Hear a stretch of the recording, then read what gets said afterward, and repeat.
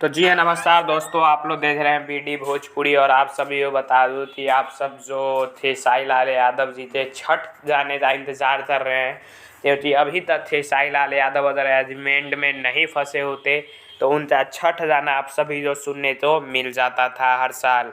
लेकिन अभी तक थे साई लाल यादव जी का एक भी छठ जाना नहीं आया है और ना ही न जाने के शूटिंग सेट से कोई तस्वीरें आई हैं। तो आप लोग बता दो कि बहुत जल्द आप सभी के बीच में छठ गाने आने वाले हैं। और इसका थोड़ा सा खेसारी लाल ने लाइव आए थे तब भी किया था कि बहुत जल्द आप सभी को कम जाने में सुनने को मिलेंगे, लेकिन जाने छठ के आएंगे। हो सकता है कि दिवाली तक आप लोग को एक गाना सुनने को मिल जाए या फिर दिवाली के बाद 2 से 3 गाने आपको देखने और सुनने को मिले।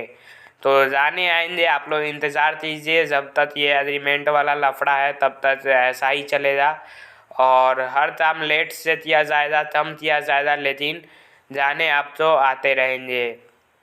तो आप लोग तैयार रहिए। बहुत जल्द जैसे ही तो ये अपडेट आता है, शूटिंग पिच आता है, हम आपको ज़रूर बताएंगे। तब तक ले जय हिंद, जय भोजपुरी।